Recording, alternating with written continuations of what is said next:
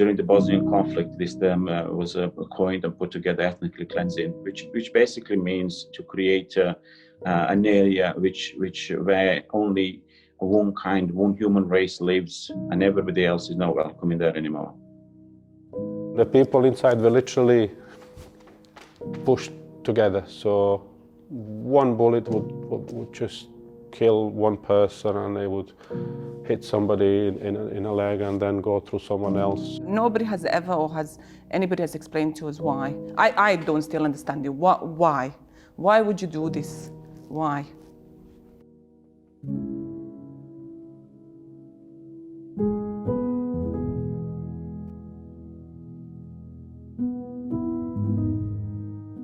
Bosnia was formerly part of a country known as Yugoslavia. It had a president up until 1980 known as Josip Broz, and famously known across the Balkans as Tito.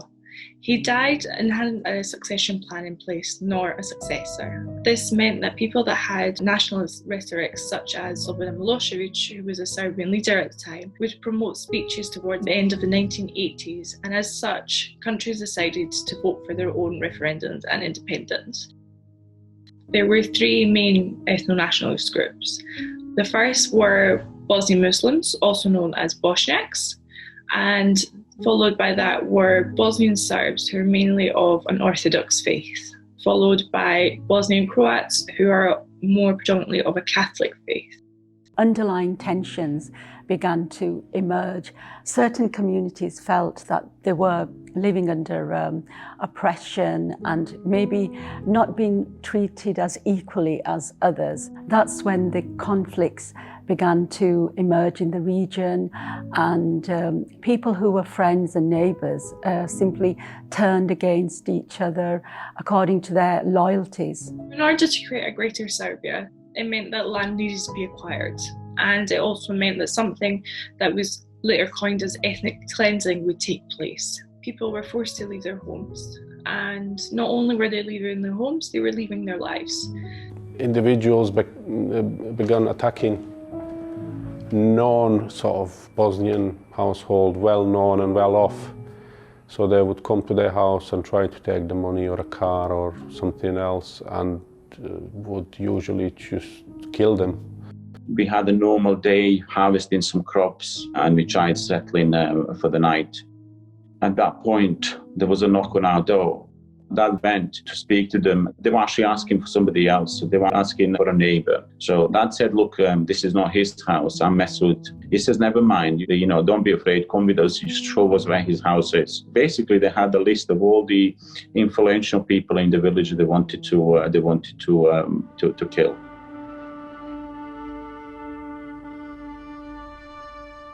You had people that had soldiers coming round door by door, collecting families, putting them on buses or trains and sending them to destinations that they didn't know.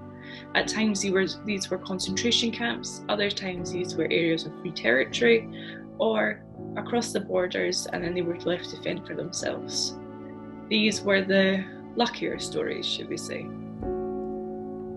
You had cases where families were massacred and left. A friend of ours, of my father's, he heard in a neighbour's house, loud cries, and he came out to see, neighbour, what's going on? Is everything okay? What's happened? And they shot him there, and they wounded his son. After about 10 to 15 minutes, we heard the gunshots. All night we were just waiting for Dad. So the morning came, Mum went towards the house. And as they were approaching the house, they could see the bodies lying on the road. We were waiting in the center of the village. Mom was crying and just saying, you haven't got Dad anymore. 4 bodies on the main road, scattered, unrecognizable, some of them. My auntie's son, he was taken to a bridge where he was made to jump off the bridge and be shot, and then he would get out to the water and be shot again, and it was like repeated until they actually shot them and left them to be taken away by the river. After Dad's killing and the massacre which took place in our village, it was quite evident our turn was probably coming. And we started negotiating, and they said, we'll let you leave. All your belongings, including your house, anything that you possessed, you're actually leaving it to us. And we were fine with that. Material possessions are nothing. You want to leave, you want to carry on. So they had like rows of buses again for us. We didn't know where we were going or anything, what was happening to us, but that was it. I remember one old couple, they couldn't get on because it was just a crowd of people were trying to get in, and they just shot them. So just shot them and left them there. As we were leaving the town as a final send-off, the local Serbs, they've lined up the side of the road with machine guns, and they've opened fire on the lorries with canvas, and the people inside were literally pushed together. So one bullet would just kill one person, and they would hit somebody in a leg and then go through someone else. I think about 15 died. You had men and even families that went through mountainous areas, that went through heavy forestation, all in the hopes of either finding the free territory or leaving Bosnia altogether. But these were never safe routes. We know that over 8,000 males were killed, and many are still lost, not found. Many families are still grieving and waiting for news about their loved ones. You can imagine this psychological trauma is ongoing. It takes many generations for families to heal. Srebrenica is a small town in eastern Bosnia that almost borders onto Serbia. Alongside it, there's another town called Žepa, and these two in 1993 became known as safe zones. Unfortunately, in 1995, this was overrun by a man called Ratko Mladic, who was a Serbian general at the time, and masses of Bosnian Serb soldiers. Majority of women and children got escorted to the safe territory. Men got sort of taken to these execution places and systematically shot. You had stories of men that decided to take their lives into their own hands and walk what is now referred to as the Death March, which is a 61-kilometre walk from Srebrenica itself to Tuzla to try and reach the safe area and safe territory.